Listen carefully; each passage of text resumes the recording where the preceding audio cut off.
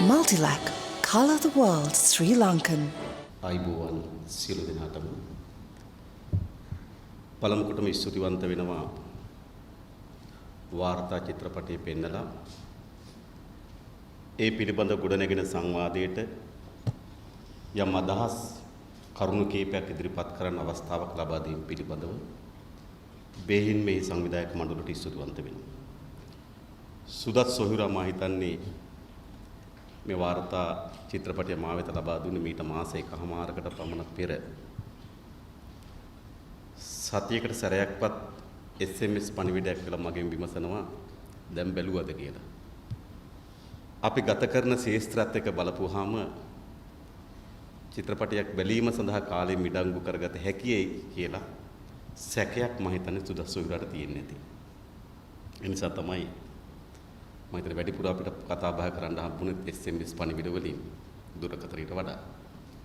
කොහොම වුණත් මේ චිත්‍රපටයේ සූදානම් වර්තා චිත්‍රපටය අපට ලබා දීලා ඒ පිළිබඳ කරන සංවාදයට ආරාධනා කිරීම පිළිබඳව සංවිධායක මණ්ඩලයට බෙහෙවින් ස්තුතිවන්ත වෙනවා.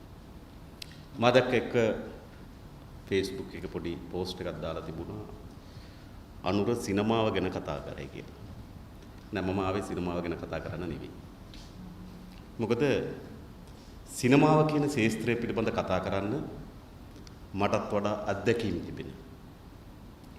එම ශාස්ත්‍රය යම් සංවිධානාත්මක අධ්‍යාපනයක් කරා හදාරන ලද බොහෝ පිරිස් ඉන්නවා කියලා මා විශ්වාස කරනවා. මෙතනත් එහෙම බොහෝ පිරිසක් ඉන්නවා.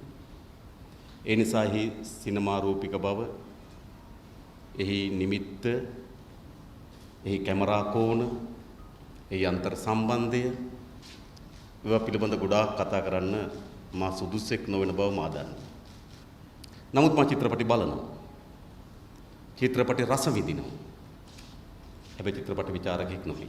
කෙසේ වුවත් මේ S21 කියන සංකේත නාමයෙන් හඳුන්වන ලබන වදකාගාරය වටා ගොඩ නැගුණු මෙම වාර්තා චිත්‍රපටය පිළිබඳ සාකච්ඡාවක් කරන්න යම් යුක්ති සහගත අයිතියක් තිබෙනවා කියලාත් මා විශ්වාස කරනවා. විශේෂයෙන්ම වාර්තා චිත්‍රපටයේ ගොඩ නැගෙන්නේ 1975 අප්‍රේල් මාසේ 17 වෙනිදා බලයට පත් වුණු පොල් පොට් පාලනය 1979 ජනවාරි මාසේ 7 වෙනිදා දක්වා දියත් වෙනවා. ඒ පාලනය තුල යම් නිශ්චිත වද කඳවුරක් තුල ඇති වී සිදුවීම් සහ වද බන්ධනයට ලක් වූවන් සහ වදකයින් අතර කෙරෙන ආත්මීය බන්ධනයක් ආත්මීය විවෘතකරණයක් මෙම වාර්තාගත චිත්‍රපටය මෙම වාර්තා කරන චිත්‍රපටය හරහා ප්‍රකාශයට පත් වෙමින් තිබෙනවා. අතර කාම්බෝජය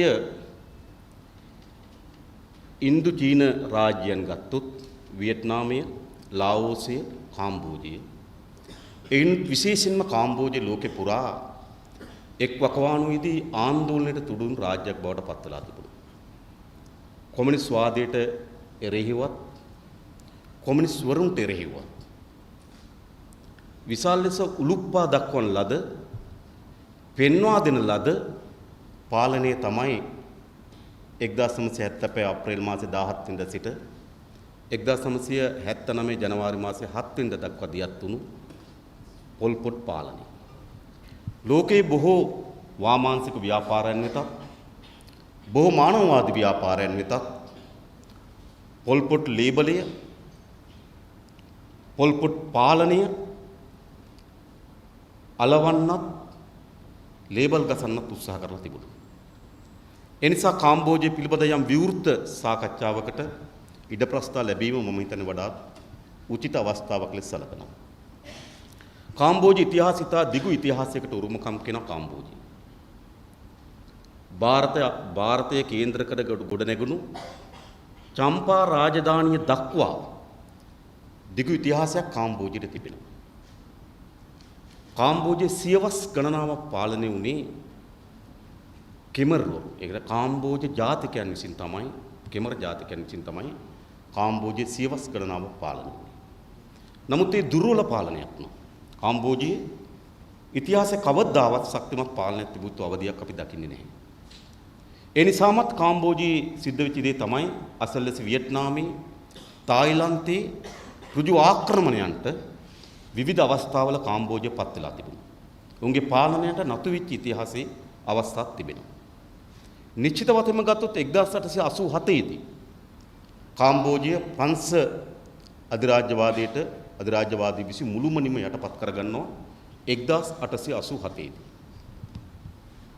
අපේ රට 1896 දී බ්‍රිතාන්‍ය අධිරාජ්‍යවාදීන් විසින් යට කරගෙන 1815 මුළුමනින්ම යටපත් කරගත්තා හා සමාන ලෙස 1887 දී කාම්බෝජයේ ප්‍රංශ අධිරාජ්‍යවාදීන් විසින් යටපත් කරගනු ලබනවා.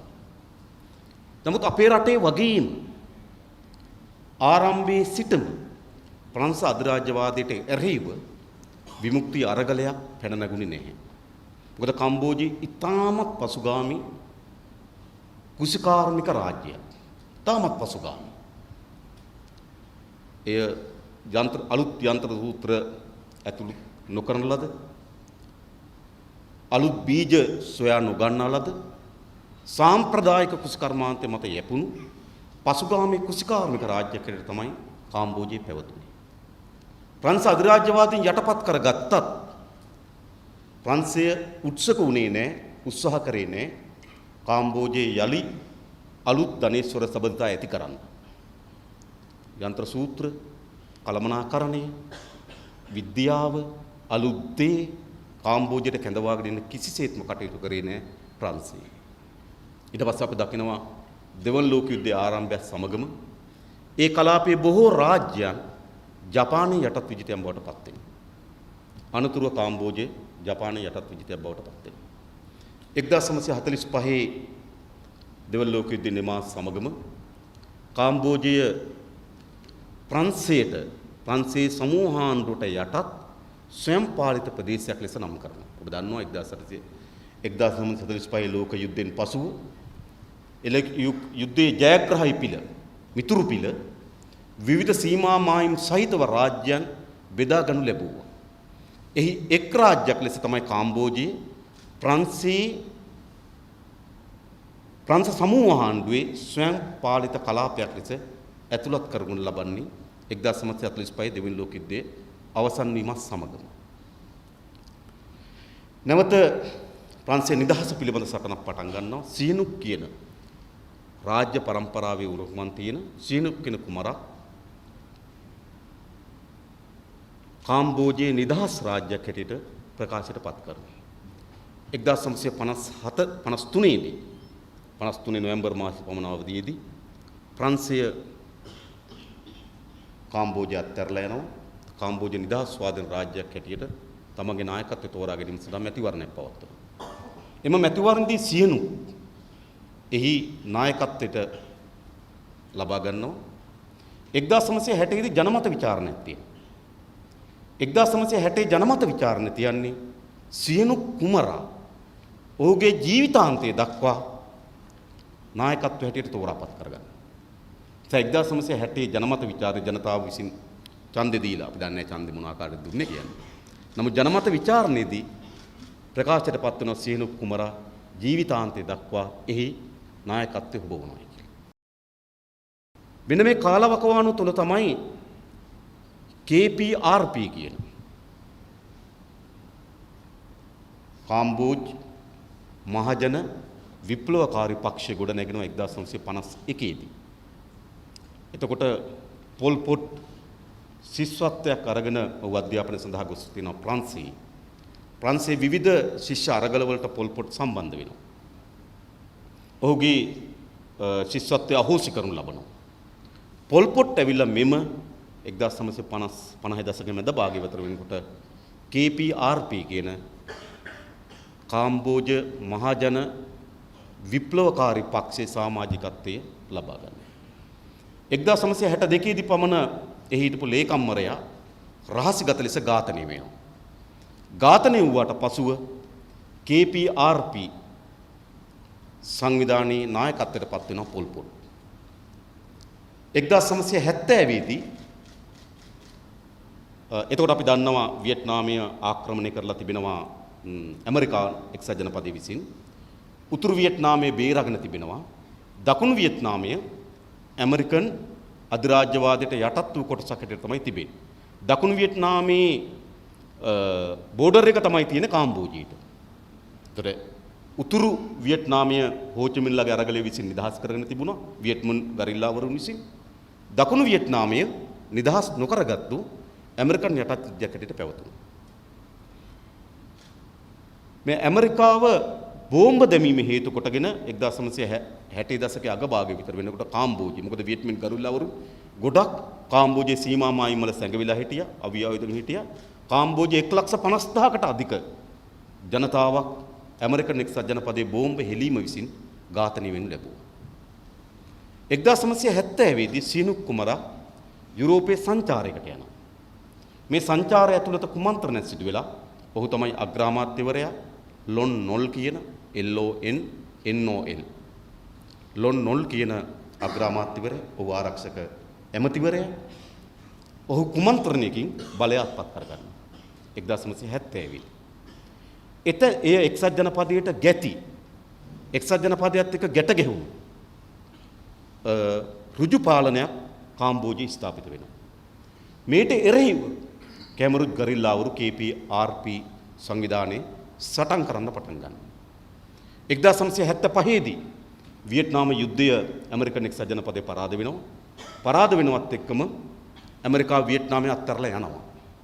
යනකොට තවදුරටත් කාම්බෝජයේ ලොන් නොල් කියන අග්‍රාමාත්‍යවරයාට එහි නායකත්වයට ඇමරිකන් එක්සත් ජනපදයේ සහාය අහිමි වෙනවා.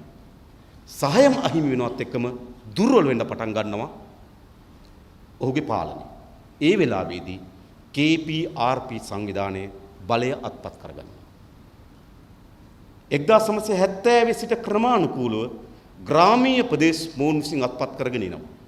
ග්‍රාමීය ප්‍රදේශවල විශේෂයෙන් සුළු ගොවීන් ඔවුන්ට විශාල පක්ෂපාතීත්වයක් දක්වනවා. KPRP වරුන්ට විශාල පක්ෂපාතීත්වයක් දක්වන සුළු ගොවීන්. හැබැයි බොහෝ පිරිස් ගම්මාන අත්හැරලා නගරයට නොම්පෙන් කියන උන්ගේ අගනගරේ කරා විශාල පිරිසක් එන්න පටන් ගන්නවා. කොතරද කියනවනම් 1970 දී නොම්පෙන් නගරයේ ජනගහනය ලක්ෂ 6යි. 1975 වෙනකොට නොම්පෙන් නගරයේ ජනගහනය ලක්ෂ 20 දක්වා ඉහළ යනවා. උද ග්‍රාමීය වශයෙන් KPRP ඒ කියන්නේ කෙමරිජ් ගරිල්ලාවරුන් විසින් අත්පත් කරගන්නා ගම්මානවල ඒට එකඟ නොවන බොහෝ පිරිස් නගරේ කරා ඇදෙන්න පටන් ගන්නවා. දැන් ලක්ෂ 20ක ජනගහනය. කියන්නේ 70 ලක්ෂ 6ක් වූ ජනගහනය ලක්ෂ 20ක් බවට පත් වෙනවා. 1975 අප්‍රේල් මාසයේ 17 වෙනිදා කෙමරුජ් ගරිල්ලන් විසින් නොම්පෙන් නගරය යටපත් කරගන්නවා. නොම්පෙන් නගරය යටපත් කරගෙන ඔවුන් නොම්පෙන් නගරය යටපත් කරගෙන එහි ජාතික ගුවන් විදුලියෙන් උන් ප්‍රකාශයක් කරනවා. සහෝදරවරුනි, සහෝදරීනි, මහත්වරුනි, නෝනාවරුනි, රජයේ නිලධාරීනි, නොම්පෙන් නගරයේ මුදවා ගැනීම වෙනුවෙන් සටන් වදින්න පෙරටෙන්. ඒ තමයි 1917 අප්‍රේල් මාසයේ 1975 අප්‍රේල් මාසයේ 17 වෙනිදා කාම්බෝජයේ ජාතික ගුවන් විදුලියේ ප්‍රකාශය. ඔවුන් නොම්පෙන් නගරය අත්පත් කරගන්නවා. ඊට පස්සේ ඔවුන්ගේ දැක්ම බවට පත් වී තිබුණේ සියල්ල අලුතෙන් නිර්මාණය කිරීම. පැරණි දේ සියල්ල විනාශ කිරීම. නොම්පෙන් නගරයේ ලක්ෂ 20ක් වූ ජනයා අප්‍රේල් මාසයේ 17 වෙනිදා සිට පළවා හරින්න පටන් ගන්නවා ගම්මානවලට. ඔක්කොටම යන්න කියනවා ගම්මානට. ගිල්ල කුඹුරු වඩ කරපල්ලා ඒ ගොවිතැන් කුස්කර්මාන්තයේදී පළ සියල්ල පළවා හරිනවා. පළවා හැරීම සඳහා කරන ගැටුමේදී 20000කට අධික ප්‍රමාණයක් ඝාතනය වෙනවා. නොම්පෙන් නගරයේ හිස් කිරීම සඳහා සමහර අය සැඟවී යනවා. සමහර අය ඝාතනයට ලක් වෙනවා. සමහර අය මගදී සාගතින් මී යනවා. සමහර අය දිරිගුර්ගවල ගමන් කිරීම හේතු කොටගෙන නොම්පෙන් නගරයේ හිස් කිරීම හේතු කොටගෙන 20000කට ආසන්න ප්‍රමාණයක් ඝාතනය වෙනවා.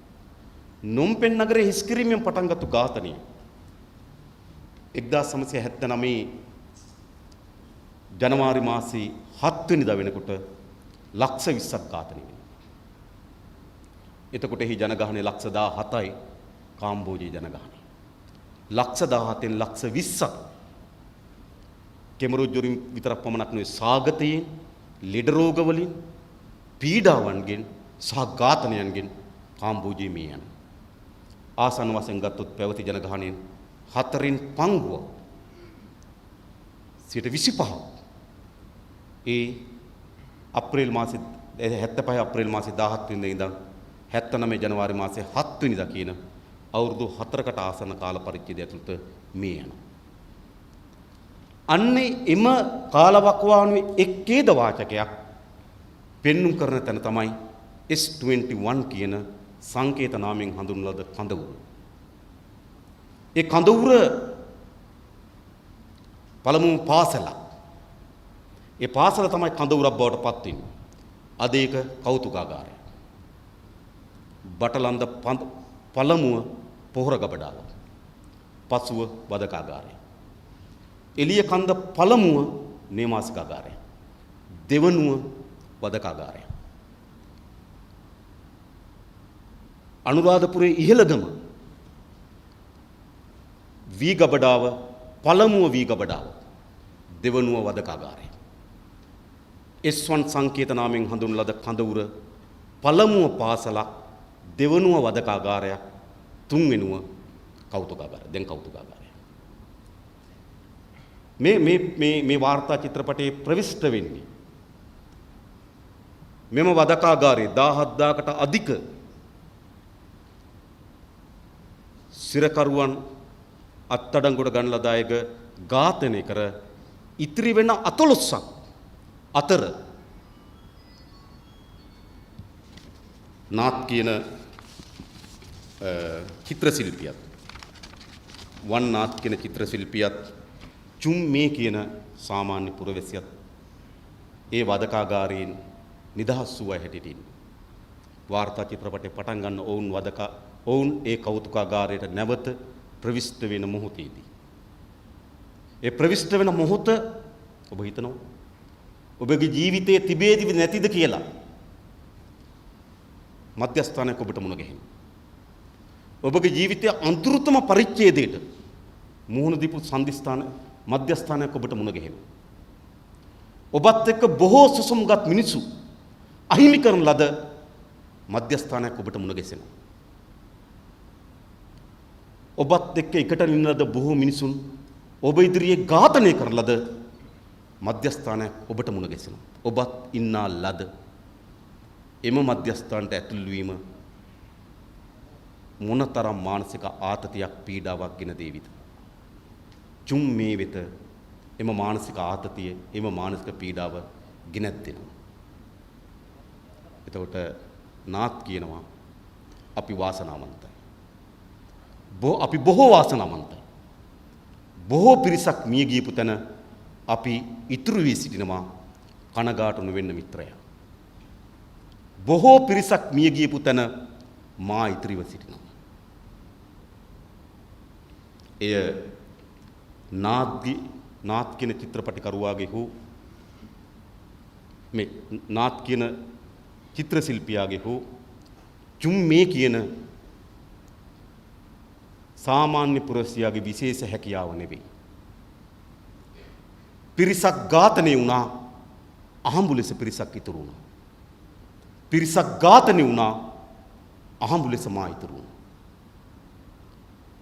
මා ඝාතනය වූ පිරිස වෙනුවට ඉතුරු වූ පිරිසට තීරුණා. නාත් කියන මා ඉතුරු වෙන්නේ චිත්‍ර ශිල්පියෙක් නිසාම නෙවෙයි. කාට හරි කියන්න පුළුවන් නාත් ඉතුරුනේ චිත්‍ර ශිල්පියෙක් නිසාද? නෑ. ඔහුම කියනවා මට වඩාත් වැඩි දක්ෂතාවයන් තිබුණා. මටත් වඩා වැඩි හැකියාවන් තිබුණු චිත්‍ර ශිල්පීන් ඝාතනය වුණා. ඒ නිසා නාත් ඉතුරු වෙන්නේ චිත්‍ර ශිල්පියෙක් නිසා නෙවෙයි. මා ඉතුරු වෙන්නේ මාගේ විශේෂ දක්ෂතාවයක් නිසා නෙවෙයි. මට වඩා දක්ෂකම් තිබුණා. මට වඩා හැකියාවන් තිබුණා. මට වඩා මානව වර්ගයා පිළිබඳ අචල ප්‍රේමයක් තිබුණු මිනිසු මිය ගියා. නාත් ඉතුරුනා හා සමාන ලෙස අප ඉතුරු වී තිබෙනවා. ඉන්පසුව වදකාගාරයේ දියත් වෙන්නේ ඔවුන්ගේ සටහන්, ඔවුන්ගේ කට උත්තර, ඔවුන්ගේ ඡායාරූප, ඔවුන් අත්අඩංගුගත් ආකාරය, ඔවුන් ගෙනෙන ලද ආකාරය, ඔවුන් වද බන්ධන ලක් කරන ආකාරය.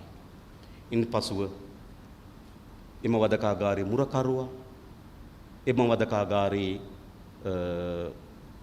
ඡායාරූප ශිල්පියා, එම වදකාගාරයේ වෛද්‍යවරයා. ඔහු අපූර්ව වෛද්‍යවරිය. ඔහුගේ පාඨමාලාව මාස 3යි දින 20යි. සියලු බෙහෙත් පිටරටින් ගේන එක ආනයනය කරා. ඔහු අපූර්ව C විටමින් වර්ගයක් නිෂ්පාදනය කරන්න ඉගෙනගෙන තිබුණා. ඒ සීනි පිටි සහ විනාකිරි මිශ්‍ර කොට C විටමින් හදනවා. ඒ දොස්තරවරයා. ඔහු තමයි වදකාගාරයේ දොස්තරවරයා. ඔහුගේ පාඨමාලාව මාස 3යි. මට මතක දින 5ක් හෝ 20ක් ඔය ඒ පාඨමාලාව හදාරපු වදකාගාරයේ වෛද්‍යවරයා විනාකිරි පිටි සහ සීනි මිශ්‍ර කොට C විටමින් පෙති නිෂ්පාදනය කරා. ඔහුගේ කාර්යභාරය බවට පත් වී තිබුණේ මියගේ කෙනාපගේ සලකුණු මොනවද? පහර දීන් තිබුණේද? කළු වී තිබුණේ කොතනද? නිල් වී තිබුණේ කොතනද? මියගිය අය වාර්තා කිරීම එකම කාර්යයක් බවට පත් වී තිබුණා. එක මොහොතක කෙනෙක් මිය යනවා. පයින් ඇවිල්ලා ගහලා කියනවා අපි උඹව ජීවත් කරන්න උත්සාහ කරනකොට උඹ මිය ගිහිල්ලා කියලා. අපි උඹව ජීවත් කරන්න හදනකොට උඹ මිය ගිහිල්ලා.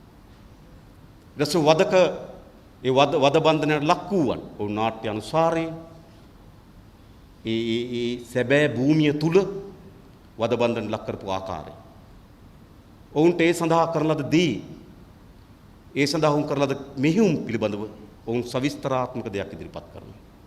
වද බන්ධනයට ලක් වූවන් සහ වදකයන් එම ස්ථානයේ එකට මුණ ගැසෙනවා. එය සාමාන්‍ය සිදුවීමක් වෙන්නේ. ඒ චිත්‍රපටයක් නොවේ, ඒ වාර්තා වැඩසටහනක් පමණ වාර්තා චිත්‍රපටයක් වෙන නිසාම ඒ හැඟුම්, ඒ කම්පනය ඒ විදිහට අපිට ඇතුළත් නොවෙන්න පුළුවන්. ඒ චිත්‍රපටයක් වුණා නම් මට දැනෙනවා එතෙන්ට යන සංගීතය මොකක්ද? එතෙන්ට එන අංග චලනය මොකක්ද? එතෙන්ට එන මියුනි ඉරියව් මොකක්ද කියලා අපිට හොයාගන්න පුළුවන්. හැබැයි මේක වාර්තා චිත්‍රපටයක්. නමුත් ඔබ හිතන්න වද බන්ධනයට ලක් කරන තැනක වද බන්ධනයට ලක් වූවන් සහ වදකයන් එම තැනම එකට මුණ ගැසෙනකොට කවරාකාර කම්පනයක් හැඟීමක් අපිට ඇති කරයිද? වාර්තා චිත්‍රපටයක අපිට ඒ විදිහටම දකින්න මේක වාර්තා කරන්නක් පමණක් නිසා. ඉන් අනතුරුව ඔවුන් අතර සංවාදයක් දියත් වෙනවා. අවසානයේදී මම සංවාදය ගැන කියන්නම්. නාත් මෙහෙම කියනවා. ඔබලා මිනිස්සුන්ට බොරු කීමට බල කරන නීතියක් හඳුන්වා දුන්නා. ඒ ඔබ වැනි ප්‍රශ්න කරන්නට බොරු කීමට කිරීමට නෙවෙයි. අපිමට බොරුකාරයන් කරගන්නයි. අපි කිසිසේත් නොදන්න පුද්ගලයන් පාවා දුන්නා. අපි කිසිදු නොකළ ක්‍රියාවක් පාපොච්චාරණය කරා. ඔබලගේ නීතිය මොකක්ද? අපිට බොරු කරන්න බල කරා. අපි කවදාවත් නොකරන ලද සිදුවීමක් ක්‍රියාමාර්ගයකට අපි හවුල් කියලා කියන්න සිද්ධ වුණා. උඹලා අපි බොරුකාරයන් කරා. එතන මොකද්ද කියන වදකේ? මම විශ්වාස කරන්නේ නේ වෙන පිළිතුරක් ලැබුණා. ඇත්ත වුණත් බොරු වුණත් උත්තර දී යුතුව තිබුණා. ඇත්තද පුරුදු වැඩක් නෑ උත්තර දී යුතුව තිබුණා. ඒ කිසිසේත්ම ඉහළ පිළිගන්නේ තත්ත්වයක් තිබුණා. නැවතත් නාත් මෙසේ කියනවා. කිසිම මනුස්සත්වයක් ඉතුරු වෙලා තිබුණේම නැද්ද? කිසිම මනුස්සත්වයක් ඉතුරු වෙලා තිබුණේ නැද්ද? අපට කතන්දර ගොතන්න සිද්ධ වුණා. කාන් කියනවා. ඔබලා මුළු මනුස්සත්වයෙන් පොඩිපට්ටම් කළා. නාත් නැවත කියනවා. අප කූඩුවල දැම්මා. ආහාර දුන්නේ නැහැ. අපි ජීවත් වෙන මලමිනී වගේ. මිනිහෙක්වත් සතෙක්වත් නෙවෙයි. ඇත්තටම ඔබලා වුණව රැගෙන ගොස් මරා දමන විට ඔවුන් තවදුරටත් මිනිසුන්ව සිටියේ නේ. ඔවුන් අරන් ගිහිල්ලා මරනකොට ඔවුන් මිනිසුන් නෙවෙයි. ඔබලා කියනවා නම් ඔබට එසේ කිරීමට සිදු වූවේ කීකරු වීමට සිදුවීම නිසා කියලා. නැතිනම් මැරුම් කන්නට සිදු වුණු බව කියලා.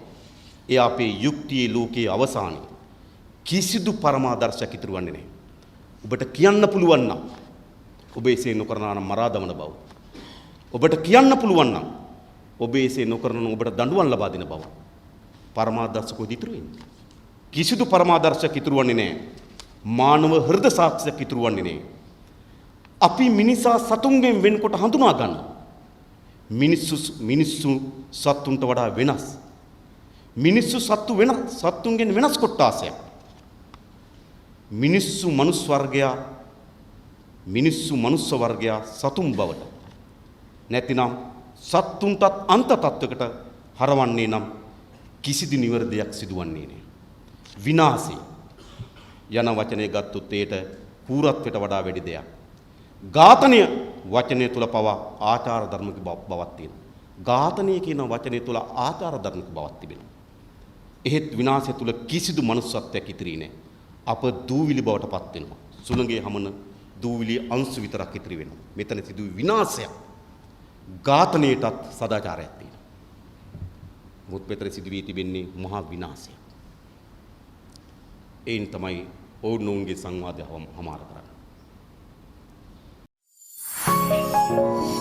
You're watching the Life Traveller channel.